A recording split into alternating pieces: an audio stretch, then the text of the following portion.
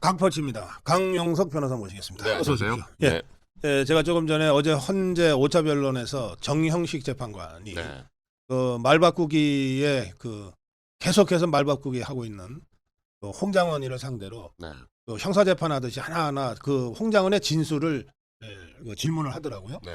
그 과정에서 홍장원의 진술이 얼마나 이 논리에 맞지 않고 엉터리였는지가 사실상 드러난 셈인데 좀 마이크 가까이 대시고요. 일단 어떻게 보셨는지요? 지금 내란으로 급격히 상황이 변했던 게 이 네. 홍장원의 진술이 결정적이었습니다. 홍장원이 그랬었죠. 예. 정치인 체포 명단을 예. 대통령으로부터 직접 전해 들었다라고 예.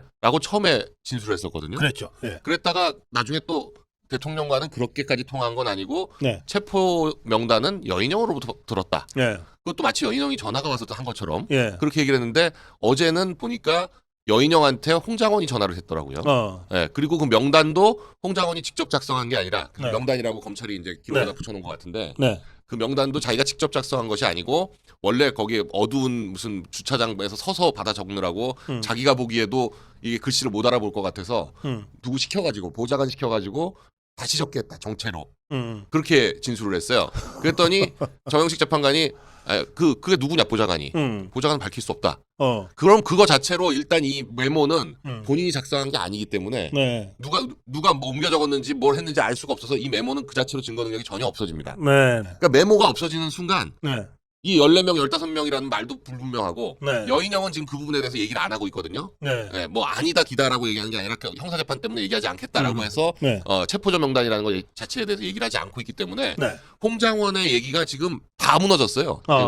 그 사실상 그 체포조 명단이 제일 큰 건데 네. 네. 사실 상식적으로 국정원장도 아니고 그 국내 파트를 담당하는 1차장은 해외 파트. 예, 2차장한테도 한 것도 아니고 예. 해외 파트를 담당하는 1차장한테 그리고 이 홍장원이라는 인물 자체가 네. 해외에서 블랙요원으로 활동하고 이랬던 인물이기 때문에 네. 국내 파트에 대해서 전혀 본인도 인정해요. 네. 국내에 대해서 모른다.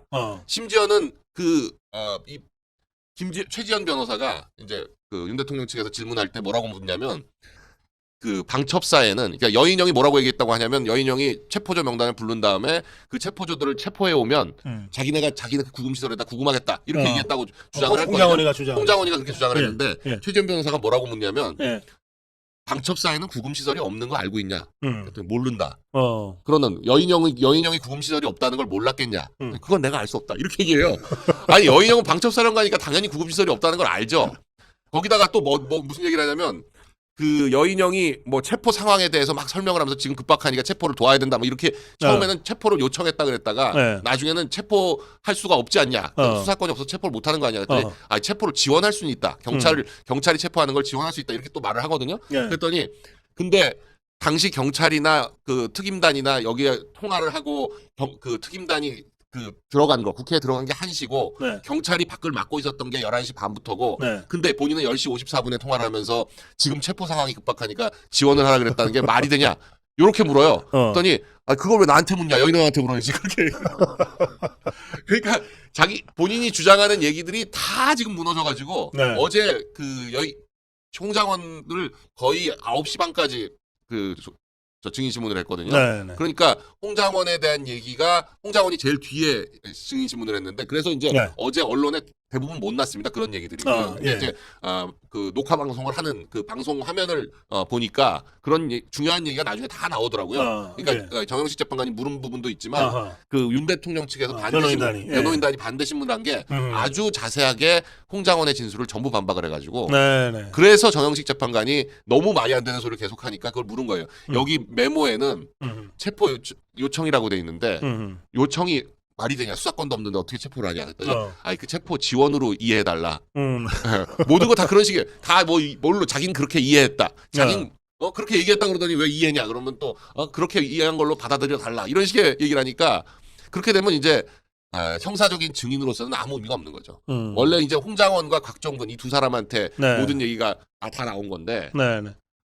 어제 보니까 이진우 특전사령관은 체포 지시 받은 바도 없고 네. 국회 진입 지시 받은 바도 없다고 딱 그래요. 그렇게 얘기를 하더라고요. 예. 그러니까 이진우 사령관이 제일 중요한 역할이었는데 네. 지금 이제 김용현, 이진우 가장 핵심적인 역할을 한 두 사람은 그렇습니다. 명확한 짓을 하고 있어요. 국방부 장관하고 수방사령관. 수방사령관. 예. 수방사령관이 수방사에 있는 군사경찰 특임대가 지금 280명이 국회에 진입한 거거든요. 예. 그러니까 가장 중요한 역할을 한 사람들은 다 지금 아니라고 얘기하고 있고 네. 여인영 방첩사령관은 어제 헌재에서는 자기 형사사건 때문에 자세한 얘기는 안 하겠다. 하지만 윤 대통령 측에서 물은 거에 대해서 몇 마디 대답을 했는데 뭐 특별히 이상한 얘기가 나온 게 없어요. 그러니까 아하. 지금 얘기가 나오는 게 어제 홍장원의 진술이 다 박살이 났고 국회에서 국정조사에서 어제 이제 둘이 제일 재밌었는데 네. 한 명은 비단아 씨고 아니 그렇게 비단아 씨 불러다가 젊게 물어볼 거면 복채를 내고 물어보든지 아니면 지금 예약이 꽉 차 있다는데 예. 그렇지 않아도 노상원 때문에 비단아 씨가 유명해져가지고 네. 예약이 꽉 차 있대요. 그래가지고 네. 비단아 씨 입장에서는 아니 지금 손님 받아야 되는데 여기 나와가지고 이거 하루 종일 앉아 있는 게 너무 짜증이 나긴 하지만 어제로서 끝났다 뭐 휴 뭐 이렇게 올려놨더라고요. 여기다가. 예. 근데 비단아 씨가 한테 물어본 게 결국 구술을 요청했냐 안 했다. 그러면 이 명단 중에 배신할 사람 있다고 한 거냐 뭐 이렇게 했더니 그렇게 말한 건 아니고 나랑 끝까지 같이 갈 사람의 이름을 좀 봐달라. 아니 근데 아무리 점괘가 훌륭한 사람도 이름만 놓고 군인들 이름 한 10명 써놓고 이 중에서 누가 좋아요 이렇게 하면 어떻게 알아요? 나는 그런 점쟁이는 또 처음 봤네. 그걸 또 질문을 그 기억이 나냐 그러니까 사람 이름 기억 안 난다고 해버리더라고. 아무도 기억이 안 난대요. 다 그 사람이 그 사람이라서 아무도 기억이 안 난대. 곽정근이가 김병주랑 사령관과 핵심 참모역 네. 관계였다고 하는 것도 이제 어제 국회에서 밝혀졌죠. 네. 그러니까 그리고 이제 그 같이 점심 먹은 거, 그 12월 6일에 네. 뭐 이런 여러 가지 정황이 네, 곽정근이가 회유당한 정황이 정황이 나오고 어제 진술도 이 사람이 머리가 나쁜 건지 아니면 뭐가 의도적으로 거짓말을 하다 보니까 그렇게 된 건지는 몰라도 한 3, 4분 사이에도 진술이 계속 엇갈려요. 곽정근의 진술. 곽정근의 진술은. 그러니까 누가 물어보느냐에 따라서 답이 다 달라져요. 이자는 네. 김병주, 박선원이 앞에서 눈물 찔찔 짤 때부터 완전히 무너져가지고 네. 이게 지금 정상이 아니에요. 그리고 요원이냐 인원이냐 병력이냐 의원이냐를 다 헷갈리고 누가 물어보느냐에 따라서 다 다르고 대통령한테 직접 그런 지시를 받았냐고 하는 거에도 받았다고도 했다가 안 받았다고도 했다가 뭐 말이 계속 바뀌어요. 그러니까 그게 이제 국정조사에서 그런 발언을 해놓은 게 이제 헌재 가가지고 또 다 바뀔 거기 때문에. 네, 근데 여기서 한 가지만 좀 제가 말씀드리면 제 선친이 직업군인이셨잖아요. 네. 이 사단장이나 네. 사령관과 그 핵심 참모의 관계는 평생 가요. 그렇죠. 네. 예, 그러니까 보통 이제 인사참모, 뭐 작전참모. 그렇죠. 네. 제 선친도 이제 육사단의 화학참모를 하면서 모셨던 사단장하고 평생 가더라고요. 네. 예, 그건 그냥 전역을 하고 난 후에도 두 분이 다 전역을 한 이후에도 명절날 네. 찾아뵙고 무슨 대소사가 있으면은 함께 하더랍니까. 네. 그러니까 이 사령관과 핵심 참모의 관계는 그런 관계입니다. 네. 그러니까 김병주가 계엄령이 해제된 직후에 이 곽정근이 부대로 찾아가잖아요. 네. 이게 이 상식적으로는 이해가 안 되는데 민간인이 어쨌든 군사령관이었지만 민간인이잖아요. 민간인이 둘이가 가는데 사령관이 문 열어주고 유튜브 방송에 나가갖고 눈물을 찔찔 짜면서 얘기한다는 게 상식적으로 이해가 안 됐는데 이게 김병주가 사령관일 때 핵심 참모였다고 하니까 이해가 된다. 네. 뭐 그러면 평생 가는 관계거든. 네. 예, 그래서 저는 곽정근의 회유 정황이 이해가 되더라고요. 그러니까 뭐 그 어제 재판으로 네. 이제 사실 이제 헌재에서 어차피 우리법 연구회나 뭐 그 한 4명은 네. 우리가 어떻게 도저히 뭐 어떻게도 할 수 없는 사람들인데 중요한 건 6명이 돼야 되는 거거든요. 그렇죠. 예. 근데 지금 이제 2월 3일에 네. 선고가 이제 연기가 돼서 연기됐죠. 2월 10일에 네. 변론 재개를 한다고 하는데 네. 재개 사유를 안 밝히고 2월 10일에 밝히겠다라고 하는 건 2월 10일에 결심을 안 하겠다는 얘기거든요. 그날 재개 사유를 밝히면 그 재개 사유에 따라서 추가된 얘기를 하려면 최소한 한 번은 더 기일을 잡아야 되거든요. 예. 그러면 기일을 2월 17일에 잡는다고 하더라도 선고를 한 열흘 후에 해야 되기 때문에 3월로 넘어가요. 선고가 되더라도 네. 최상목 대행이 바로 임명한다는 보장이 없기 때문에 네. 이제 마은혁은 이제 더 이상 변수가 안 된다. 예, 들어와서 재판하기가 힘듭니다. 왜냐하면 중간에 들어오면 변론갱신이라는 걸 해야 되는데 변론갱신이라는 거에 뭐 이렇게 구술로 간단하게 동의하면 구술로 간단하게 할 수 있지만 약식으로 해가지고 갱신한다고 했을 때 오케이 하냐 그러면 오케이 한다 이렇게 할 수 있지만 그렇지 않으면 앞에 한 녹음들 다 들어봐야 돼요. 지금 이재명이 그런 식으로 해가지고 저 대장동 재판이 뭐 다 질질 끌고 있는데 네. 그걸 지금 어제만 해도 6시간 반을 넘게 재판을 했는데 네. 거의 7시간 반을 했죠. 7시간 반을 재판했는데 그걸 다 녹음했단 말이에요. 증인 신문을. 네. 그 지금도 이제 앞으로도 증인들이 한 10몇 명 더 예정이 돼 있는데 그거 다 녹음한 거 들어보느니 그것도 법정에서 들어야 돼요. 그냥 혼자 듣는다. 이거 안 됩니다. 법정에서 다시 들어야 돼요. 그 재판관들이 다 같이 있는 데서 갱신된 변론 갱신은 이제 재판관이 바뀌면 한 명이 들어왔으니까 이 사람한테 종전 재판의 내용에 대해서 다시 다 알려줘야 되는 거니까 그 녹음 다 듣느니 그냥 이 사람이 빠지는 게 편한 거죠. 빨리 재판하려면. 그러니까 지금 현재로 봐서는 이제 8명으로 결론을 내야 되는데 네. 뭐 박근혜 대통령 탄핵 때도 8명으로 했으니까 거기에 대해서는 뭐 재론의 여지가 없는 거죠. 그런데 지금 흘러나오는 얘기가 5대 3이다. 라는 얘기가 나와요. 네. 그러니까 지금 마은혁을 집어넣으려고 저 난리를 쳤던 이유가 6명이 안 맞춰지니까 마은혁을 끼워 넣어가지고 6명을 맞추려고 했던 건데 지금 그러니까 조용한 세 사람이 아까도 잠깐 말씀하셨지만 이제 목소리를 내기 시작한 것 같다. 그렇죠. 예. 이 조용한 세 사람이 사실 뭐 이제 그냥 뭐 그렇게 판단하면 안 되는 거지만 임명권자를 생각해 보면 정영식 재판관은 이제 윤 대통령이 지명한 예. 재판관이고 김복형은 조희대 대법원장이 지명한 거고 조한창은 이제 국힘에서 지명한 이 세 분이 지금 반대하는 게 아닌가. 예. 지금 그렇게 보여집니다. 그리고 이제 거기에 이제 김복형이냐 김영두냐를 놓고 조금 약간 논란이 있는데 김영두 재판관은 만일에 여론이 지금처럼 올라가면 기각적으로 와서 붙을 수도 지난번에 있는. 네. 이진숙 재판을 보면 네. 5대 3이 아니라 4대 4가 4였잖아요. 정확한 건 아니냐 네. 이런 생각도 들어요.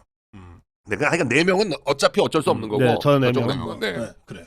그래서 지금 이게 내란죄 프레임의 핵심 증인이 그 종북주사파들이 만들어낸 증인이 하나가 국민 홍장원이고. 중에서는 곽종건 네. 그리고 국정원 1차장 출신의 홍장원 이거 홍장원. 둘이잖아요. 네. 이 둘이의 그 주장이 홍장원이는 헌재 변론에서 네. 그리고 곽종건이는 국회 국회에서. 국조에서 완전히 다 망가졌다. 네. 네, 그렇게 보면 되겠네요. 이미 그거 두 개가 망가진 정도가 어느 정도냐면 네. 사실 그 두 사람과 그 사람들의 영향을 받은 밑에 사람들의 진술을 가지고 검찰 공소장이 다 이루어졌거든요. 근데 검찰 공소장 내용들이 지금 다 무너지고 있어요. 심지어는 김용현 장관의 공소장과 예. 윤 대통령의 공소장이 어. 내용이 달라요. 어허. 그 뭐가 다르냐면 이를테면 이진우 사령관과 통화한 숫자 또 김용현 장관의 공소장에는 윤 대통령이 그 4번 통화했다 이렇게 돼 있는데 네. 윤 대통령 공소장에는 3번 통화한 걸로 돼 있어요. 그러니까 공소장 그러니까 기록에서 엇갈리는 건 뭐 그럴 수 있다고 쳐요. 근데 적어도 공소장 내용이 틀려버리면 그럼 이건 재판할 수가 없는 거거든요. 그러면 이제 그 재판부가 제일 먼저 뭐부터 얘기하냐면 공소사실부터 변경해라 그렇게 나옵니다. 네. 그러니까 지금 이게 공소사실도 정리가 제대로 안 돼 있는 상태에서 검찰 공소가 이루어졌기 때문에 네. 그 공소장을 지금 가져다가 지금 헌재가 재판을 하는데 헌재가 이게 사실관계가 완전히 엉킬 수밖에 없습니다. 그래요. 자, 어제 이 헌재 심판 5차 변론과 국회 국조특위는 이제 그런 상황으로 전개가 됐다. 네. 그래서 국면이 의미 있게 지금 바뀌고 있다. 네.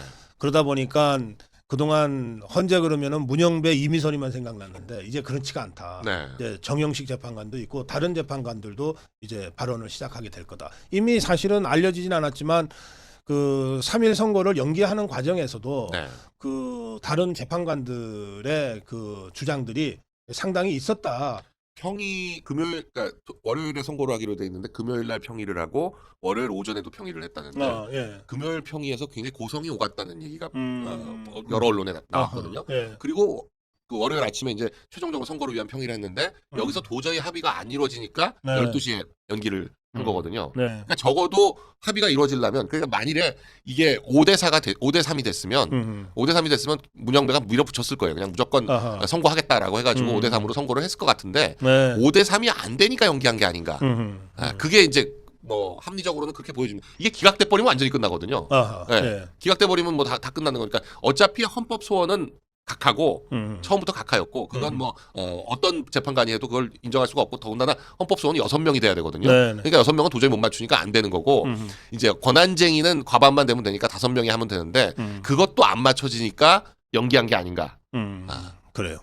그래서 사실 헌재가 만약에 우리 자유파가 또 대통령이 네. 소극적으로 임하고 그 자유파 국민들이 이렇게 그 정말 피눈물 나게 투쟁하지 않았다면 네. 그냥 대충 넘어갔을 가능성이 많죠. 그게 박근혜 대통령 탄핵이었습니다. 박근혜 대통령 탄핵 때 많은 분들은 어떻게 생각했냐면 적어도 박 대통령이 임명한 3사람은 네. 박 대통령 임명한 세 사람이 있었거든요. 그때 8명 중에 그 세 사람은 기각을 쓰지 않겠냐. 그러니까 6명이 안 맞춰질 거다. 그래서 박근혜 대통령 본인이 네. 그 탄핵 심판 3월 10날 났는데 네. 그날 아침까지 아무 준비 안 하고 그냥 대통령 복귀 생각만 하고 있었다는 네. 거예요. 네. 그러니까 본인이 임명한 3명은 적어도 네. 나를 어떻게 탄핵을 시키겠나 이렇게 생각을 했는데 예. 실제로 초반 분위기는 5대 3이었다는 거죠. 근데 뭐 이렇게 주말마다 촛불 집회하면서 사람이 뭐 점점 늘어나고 그러니까 그게 생각보다 네. 법관들이 굉장히 소심하기 때문에 이 사람들 많이 모이는 거가 주는 공포가 대단합니다. 지금 이 서부지법 사태에 대해서 저렇게 민감하게 반응하는 이유가 이 판사들이라는 사람들이 생각보다 이런 저 군중의 압력 이런 거에 약해요. 그러니까. 예, 그래서 그때도 5대 3에서 그냥 나중에 가서는 8대 0으로 확 쓸려갔다는 건데 지금은 오늘 뭐 뉴시스에서 나온 거 보면 51대 47까지 좁혀졌더라고요. 인용이 51이고 기각이 47까지 네. 올라가서 예. 오차 범위 안으로 좁혀졌어요. 그렇습니다. 이건 예. 이제 헌재 판결의 인용 기각조차도 이제 여러 오차 범위 안으로 들어왔다는 건 대통령 지지율하고 헌재 판결의 인용 기각은 또 조금 다른 문제거든요. 네, 네. 그러니까 지금 국힘 내에서도 이상한 목소리 내는 사람들 있잖아요. 네. 한동훈 빠들 뭐 이런 유의 사람들이 이상한 목소리, 유승민이 뭐 이런 목소리 내는 사람들이 있는 것처럼 국힘 지지율이 오르고 대통령 지지율이 올라도 탄핵을 인용해야 된다는 조금 더 높을 수가 있는데 이제 탄핵 인용조차도 오차 범위 안에 들어왔고 조금 네. 있으면 이제 탄핵을 기각해야 된다는 게 50%를 넘어가 버리면 그러면 뭐 제가 볼 때 헌재에서 탄핵 인용되기는 쉽지 않다. 예. 네. 자, 좀 전에 우리 강영수 변호사 말씀 중에 잠깐 나와서 그거 좀 짚고 가야 되겠어요. 그 서울 서부지법 사태요. 네. 저 더불어민주당의 양부남이라고 국회의원이 네. 경찰청 자료를 받아봤는데 보니까 하루 전에 네. 그 법원 난입이 우려되므로 이러이러한 조치가 필요하다. 네. 경력을 더 배치하고 폴리스 라인을 더 엄격하게 해야 된다는 경찰 보고서가 마포경찰서의 보고서가 나왔다는 거예요. 네. 그러면 경찰이 하루 전에 서울 서부지법 사태를 예견했다는 거거든. 네. 그리고 대책이 필요하다고 직원들이 보고서까지 썼다는 거거든. 근데 당일날 서울 서부지법 사태를 보면 경력이 빠지거나 네. 정말 허술해서 이건 무슨 함정판 거 아니냐라고 하는 합리적 의심이 제기될 정도의 정황들이 있잖아요. 영상을 보면 그 정문 앞을 네. 경찰이 이렇게 지키고 있다가 네. 반쯤 이렇게 빠져요. 그러니까 사람들이 그쪽으로 그 경찰이 빠진 쪽으로 이거 경찰이 그러니까 그 영상이 조작된 게 네. 아니라면 그 영상대로라면 마치 문을 열어준 것 같은 그런 어. 느낌이 들 정도로 사람들이 네. 그냥 우르르 들어가는데 경찰이 그냥 손을 놓고 아무것도 안 하고 있습니다. 그걸 보면 막을 생각이 없었던 거 아니면 그렇게 무기력하게 있을 수가 없는 거죠. 그러니까 서울 서부지법이 그 당시에 굉장히 중요한 장소였거든요. 네. 그러니까 마포경찰서가 이거 법원 난입 우려가 있다. 네. 경력 배치가 더 필요하다. 이렇게 보고서를 낸 거 아니에요. 네. 이게 서울경찰청이나 경찰청에 보고 안 됐을 리가 없잖아요. 당연히 보고 그런데도 이렇게 해서 결국 서울 서부지법 사태가 발생하고 60여 명이 구속되기에 이르렀다. 이거 뭔가 정말 실체 제대로 밝혀야 되지 않겠어요? 네. 뭐 하여간 지금 그 여러 가지 지금 경찰 내부에서는 상당히 뭐 많은 얘기들이 흘러나오고 있는데 네. 주요 포스트에 있는 사람들이 네. 이미 민주당 쪽에 다 줄을 섰다. 이런 얘기가 나올 정도로 경찰이 완전히 지금 사실 대통령 이 체포 과정 뭐 네. 여기서도 공수처를 바지 사장으로 세우고 경찰이 주관해서 하고 있다 이런 얘기들이 많이 나왔어요. 당시에도 그랬죠. 네, 당시에도 그런 얘기가 나왔는데 네, 네. 그게 그 우종수나 뭐 이 한두 사람의 김홍영이었나요? 이호영 네, 그 차장. 예. 차장대 이 두 사람의 생각뿐만이 아니라 그 경찰에도 뭐 주요 포스트들이 많잖아요. 여기가 예, 워낙 예. 또 그리고 문재인 정권 때 검경 수사권 조정이니 뭐냐 하면서 워낙 경찰을 길을 잘 들여놔서 그게 아직 그대로 남아 있다. 뭐 이런 의심이 드는 거죠. 그리고 네.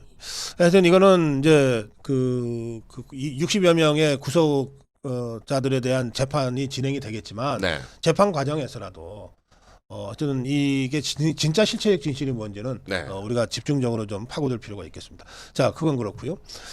결국 아까 이제 그 판사들이나 재판관들도 그러면 안 되지만 그러나 사람이기 때문에 그 다중이 모여서 이렇게 똑같은 목소리로 정말 처절하게 투쟁하는 모습을 보면 자기들의 그 판단에 어쨌든 영향을 안 받을 수가 없다. 네. 그게 이제 9년 전 박근혜 대통령 탄핵 상황도 그랬다. 네. 이제 이 말씀하셨는데 지금 지난 주말을 계기로 광화문뿐만 아니라 전국 각지에서 탄핵 저지 집회와 시위가 울려 퍼졌단 말이에요. 네.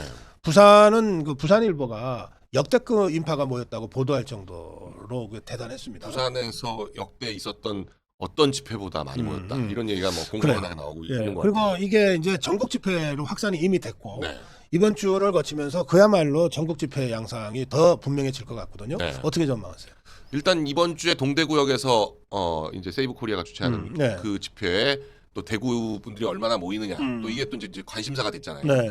사실 약간 이제 이렇게 말씀드리면 그렇지만 이 광화문 집회가 언론의 주목을 상대적으로 좀 덜 받았던 이유 중에 하나가 네. 이 언론들이 이 전광훈 목사님에 대해 가지고 좀 굉장히 그 안 좋은 시각들을 많이 가지고 있어서 네. 어떻게든 정광훈 요쪽에서- 죽이기를 해왔죠. 예. 이번에도 좀 경찰이 좀 전광훈 죽이기에 나선 거 아닙니까? 그렇습니다. 예. 어떻게 말이 안 되게 이 마포 그러니까 서부지법 사태를 어떻게든 배우를 전광훈 목사님으로 하려고 뭐 유튜브를 뭐 그 구속된 사람들 핸드폰 뺏어가지고 무슨 유튜브 보나를 다 봤다는 거 아니에요? 네. 예. 근데 네. 전광훈 TV 보는 사람이 별로 없어가지고 그쪽으로 못 몰아간 거죠. 네. 오히려 고성국 TV, 강용석 TV를 많이 보고 전광훈 TV를 안 보니까 그쪽으로 못 몰아가고 어떻게 그 전도 무슨 특임 전도사 하나만 가지고 네. 그쪽으로 몰고 가려고 하는데 네. 그게 안 되는 거죠. 안 되는 건데 근데 지금 그래서 이제 전한길 선생이 굉장히 큰 역할을 하고 있다는 것 같은 게 예. 전한길 선생이 워낙 이 대중의 관심을 끌다 보니까 네. 이 집회도 관심을 많이 끌게 되고 또 2030들한테 영향력이 있다 보니까 2030들이 대거 몰려 나오고 또 이 집회는 그 광화문 집회는 항상 언론들이 보도할 때 탄핵 찬반 집회 해가지고 찬성을 먼저 보도하고 반대가 10배 이상 모였는데도 불구하고 그렇죠. 반대는 아주 예. 조그맣게 쓰고 찬성 많이 쓰고 찬성은 막 나온 사람들 인터뷰까지 써주고 반대는 뭐 그냥 대충 경찰 추산 꼭 4만 명을 안 넘겨요. 3만 8천, 3만 6천 예. 이렇게 하는데 여기는 그냥 언론들이 탄핵 반대 집회가 부산역 앞에서 10만 명으로 모였다. 아니 근데 상식적으로 광화문이 훨씬 크고 훨씬 많거든요. 당연하죠. 예, 예. 근데 이거는 3만 몇 천이라 그러면서 부산역은 10만이라고 보도를 하더라고요. 그래서 예. 야 이게 그러니까 언론들이 누구를 좀 이렇게 좀 의도적으로 전광훈 목사 죽이기를 하는 게 아닌가 하는 생각이 들 정도인데 네. 어찌됐건 광화문도 지난주가 제가 볼 때는 역대 최대였던 그럼요. 것 같아요. 제일 많이 모였어요. 제일 많이 모였던 것 같습니다. 예. 그러니까 이게 의미하는 게 뭐냐? 부산에 서울 사람들이 가서 많이 모인 게 아니라 예. 부울경에 있는 사람들이 10만 명이 모일 정도로 지금 부산도 그런 에너지가 응축이 돼 있다. 그리고 서울이 사실 원래 야도지 않습니까?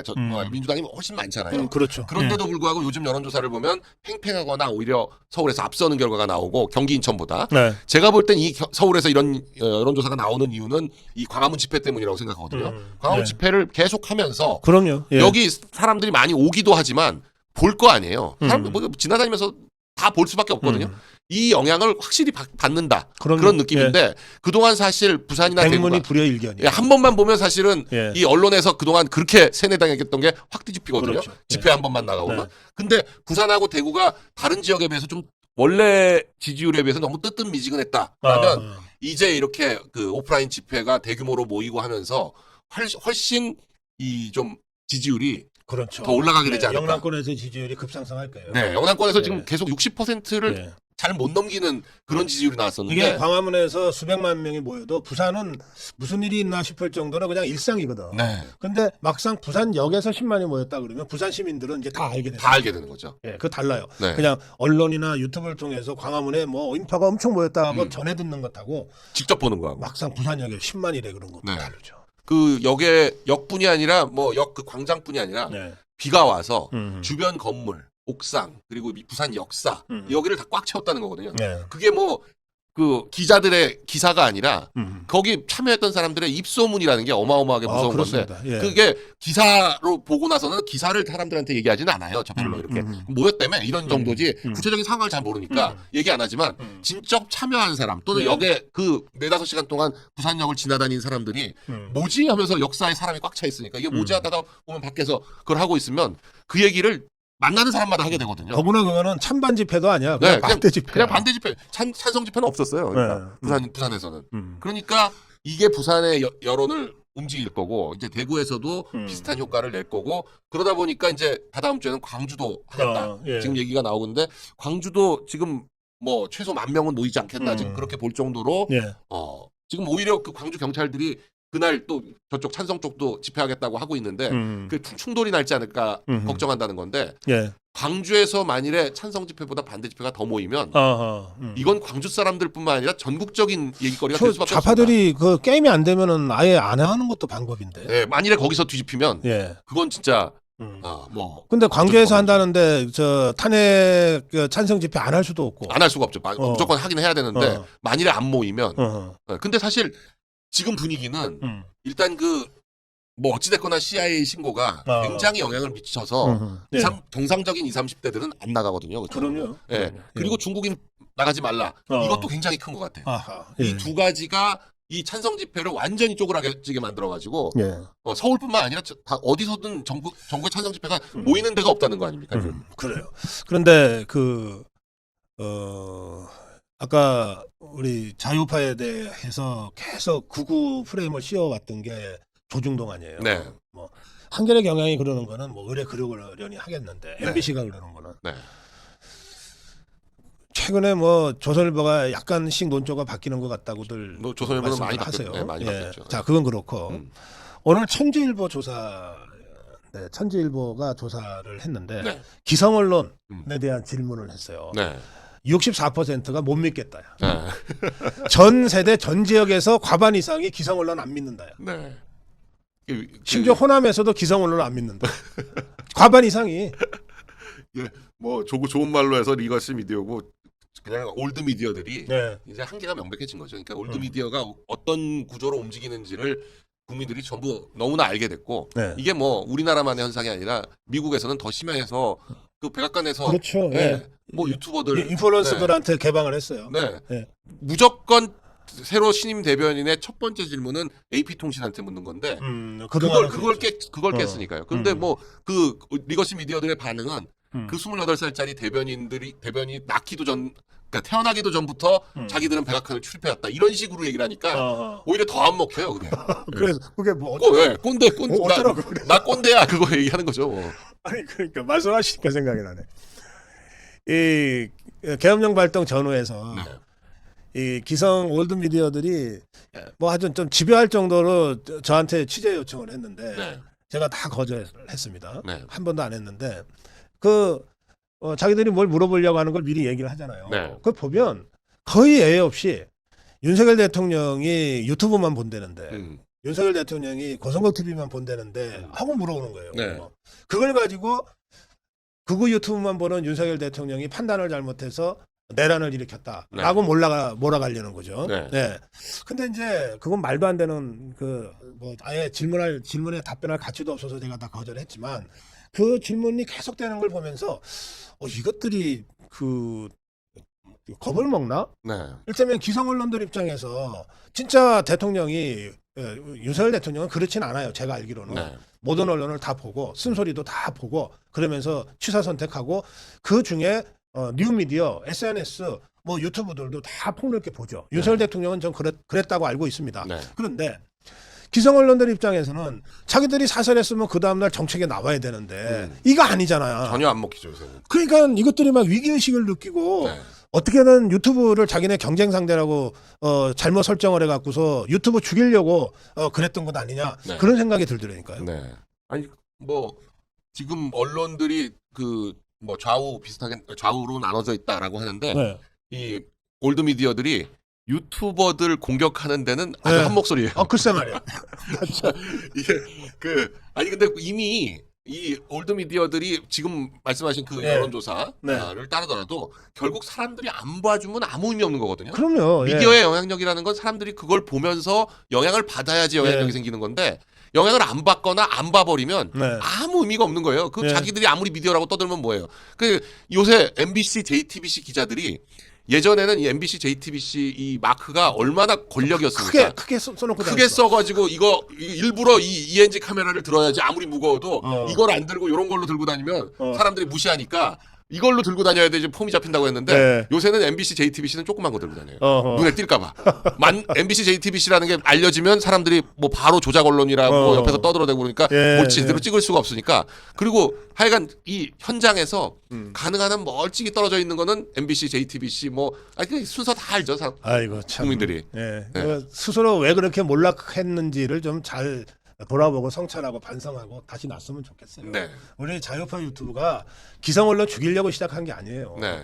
다른 방법이 없으니까 진실을 알릴 그래서 시작한 거거든요. 저는 이번 탄핵 사태를 거치면서 제일 느끼는 게 제가 계속 이 유튜브를 시작하고 나서 늘 했던 말이 네. 박근혜 대통령 때 이런 유튜버들이 이 정도 지금처럼 있었으면 네. 절대 탄핵 안 됐을 거다. 그때는 그냥 일방적으로 저들의 그냥 밀어붙임에 넘어가가지고 실체가 아무것도 없잖아요. 네. 지금 윤 대통령은 그래도 계엄이라는 실체가 하나 있는데 박근혜 대통령은 정말 실체가 그렇지. 아무것도 없어요. 나중에 보니까 진짜 왜 지금 생각하면 왜 탄핵됐는지를 아무도 모르잖아요. 그러니까 근데도 그 순간에는 뭐 그냥 엄청난 뭐 마녀처럼 돼가지고 탄핵이 됐는데 그때도 지금처럼 이렇게 당당하게 진실을 밝혀주는 분들이 많이 계셨으면 뭐 절대 그렇게 일방적으로 그러니까. 안 넘어가죠. 그러니까. 네. 근데 이번에는 뭐 저들이 똑같이 그때하고 레파토리가 똑같아요. 무슨 수첩 나오고 점 나오고 뭐 비단 아씨까지 이제 아예 비단 아씨가 등장을 하는데. 그래요. 자, 짧게나마 두 가지 사안을 마저 좀 짚어주시면 좋겠습니다. 윤석열 대통령 변호인단이 중앙지법에 구속 취소 청구를 했습니다. 네. 어떻게 전망하세요? 글쎄요. 구속 취소가 인용된 적이 거의 없어가지고 네. 이게 구속 취소라는 게 이제 법조문에는 있는데 실제로 하는 걸 제가 본 적이 없거든요. 네. 그런데 이게 만일에 구속 취소가 된다면 굉장히 큰 의미가 있기는 합니다. 뭐냐면 네. 이게 그 조문에는 있는데 형사소송법상 조문에는 있는데 과연 이 적부심을 청구하거나 아니면은 뭐 실질심사를 하거나 뭐 이랬을 때 구속 기간에서 며칠을 빼야 되느냐. 지금 이 문제거든요. 결국 예. 지금 구속 취소가 된다면 날로 날로 빼야 되냐 시간으로 빼야 보느냐. 되냐. 예. 근데 시간으로는 명백히 지금 윤 대통령 쪽 얘기가 맞아요. 시간으로 따지면. 예. 구속 근데 만료 기간이 지난 후에 네. 이렇게 기소가 된 거고 구속 만료 기간을 25일 밤으로 보고 있는데 네. 검찰은 27일로 보고 26일에 기소한 거라서 네, 네. 실제 이제 요 차이가 한 뭐 열 몇 시간 차이가 납니다. 그러니까 시간대로 하면은 구속 취소가 되는 게 맞는데 과연 시간으로 할 거냐 날짜로 할 거냐. 근데 그럴 때는 피고인한테 유리하게 해석해야 되는 거거든요. 그럼요. 네. 예. 그걸 날짜로 하면 공수처는 나흘을 잡아서 28일까지 구속 기간이 된다고 처음에 계산을 했었거든요. 근데 검찰은 그렇게는 안 된다. 27일이다. 아무리 해도 26일이다. 이렇게 했었는데 그 윤 대통령 쪽에서는 25일 밤으로 계산을 해가지고 지금 하는 건데 네. 뭐 그게 만일에 받아들여지면 획기적인 판례가 하나 나오는 거죠. 네. 시간으로 하는 게 맞죠. 네. 네. 자, 그리고 마지막으로요. 어제 정말 황당한 2심 재판이 있었어요. 울산시 선거농단 전부 무죄야. 네, 이거는 아니 근데 판결문이 네. 유죄로 심증은 되는데 네. 아니라고 할 확실한 증거가 없어서 뭐 이게 뭐야? 그렇게 판결문을 쓰면 대한민국에 유죄받을 판결은 하나도 없는데 네. 그러니까 그냥 그 우덜법이 또 우덜법했다 딱 그 느낌밖에 안 드는 게 설범식 재판장은 이번에 이제 광주 고법원장으로 갑니다. 2월 10일자로. 그러니까 이게 마지막 판결인데 네. 이 광주 설범식 부장은 이렇게 재판장은 양승태 대법원장의 마지막 비서실장이면서 김명수 대법원장의 초대 비서실장이에요. 그러니까 김명수 대법원장의 비서실장이라고 보면 됩니다. 아하, 예. 이걸 뭐 양승태 비서실장이었다 이렇게 하는 기사들도 있는데 김명수 대법원장의 비서실장이었고 이 주심이었던 이상주 판사는 예. 역시 국제인권법 연구입니다. 인권법 출신. 네, 예. 국제인권법 연구예요. 그러니까 이 판결을 보면 이들은 그야말로 카르텔이구나. 네. 우리 법이나 국제인권법이나 이거 이름만 바꾸는 단체거든요. 근데 이건 정말 이런 사람들 하나회가 왜 없어졌는지를 생각하고 네. 네, 우리 법 연구회 국제인권법 연구회 출신들은 예. 절대로 형사재판에다가 집어넣으면 안 된다. 네. 명단은 다 알거든요. 명단은 예. 다 압니다. 아 그래요. 예. 예. 그러니까 지금 법원장들은 절대로 주요 사건을 맡는 형사부장, 예. 형사 사건 영장 판사. 사실 근데 그동안 우리법 연구회 국제인권법 연구회들이 그 서부지법도 보시면 경계선이 법원장을 하면서 신한미와 같은 우리법 연구회는 신한미와 이순영을 딱 영장 판사를 시켜놨잖아요. 그 두 명을. 예. 그런 것처럼 이게 우리법 연구회들이 그 법원장들을 맡으면서 주요 그런 포스트들을 다 그동안 네. 해놨었는데 이제 새로 법원장들이 많이 임명이 됐으니까 이분들이 좀 법원장들이 자기 법원 내부 인사를 하거든요. 네. 여기에서 좀 배제를 해야 된다. 국민들이 예. 사건이 배당됐을 때 내 판사가 우리법 연구인지 아닌지 이거 명단부터 확인해야 되는 그런 일이 발생하지 않도록. 그러니까 그 판결이 이게 어쨌든 유죄라고 의심의 여지가 없을 만큼의 증거가 확보되지 않았다. 이런 취지예요. 네. 말이 안 되는. 아니, 그러니까 거라서. 이를테면 이제 뇌물 사건 경우에 현금으로 돈을 주고 받으면 네. 받은 사람 안 받았다, 준 사람 안 줬다. 그러면은 실제로 물적 증거는 없잖아요. 네. 그러니까 의심할 여지가 없을 만큼의 유죄가 확실하다는 증거를 확보할 수가 없는 사건들이 굉장히 많잖아요. 네. 그거 전부 이제 무죄가 되는 거네. 아니 지금 이 사건은 어느 정도냐면 보통은 이제 1심에서 인정한 증거들을 2심에서 네. 이건 이렇고 이건 이렇고 이건 이렇기 때문에 못 믿겠고 이건 이렇기 때문에 네. 못 믿겠고 뭐 다른 반대 진술에 따르면 이렇기 때문에 못 믿겠고 네. 이런 식으로 좀 배척을 해나가면서 이게 합리적인 의심 뭐 이런 얘기를 하는 거거든요. 네. 1심의 사실관계와 1심의 증거들을 다 인정을 해요. 근데 자기는 못 믿겠다. 어. 이거예요. 그러니까 지금 그야말로 나는 결론이 이거야. 그러니까 나머지 뭘 가져와도 나는 못 믿어. 이거 얘기밖에 안 돼요. 그러니까 이 경우 대법에서 다시 유죄로 나올 가능성이 상당히 높은 거죠. 파기환송될 가능성이 저는 뭐 90% 이상 된다 그렇게 생각을 합니다. 네, 알겠습니다. 오히려 무죄가 나온 황호나 송철호가 더 불안할 거예요. 판결문 이렇게 돼 있어요. 네. 공소 사실이 네. 유죄란 의심이 드는 것은 사실이지만 저는 놓고 무죄라고 때린 거예요. 네. 자, 알겠습니다. 마무리 한 말씀 듣겠습니다. 네, 지금 확실히 이제 분위기가 12월과 1월과 2월이 확연히 달라지고 있다. 이건 역시 우리 국민 여러분들이 생각이 바뀜에 따라서 이 상황도 바뀌고 있다. 이걸 느낄 수가 있습니다. 그러니까 지금 뭐 한두 달 내에 더 어떤 결론이 나기 쉽지 않은 상황이기 때문에 뭐 이렇게 하루하루에 너무 일희일비하시지 마시고 우리가 대통령을 질게 복귀시키는 그날까지 흔들리지 말고 지금 심지를 굳게 해야 된다. 그리고 가능하시면 좀 집회 같은 데도 나오시고 해서 힘을 보태달라 이런 말씀을 또 계속 드릴 수밖에 없습니다. 지금. 예, 고맙습니다. 네, 여기서 감사합니다. 마무리하겠습니다. 고맙습니다.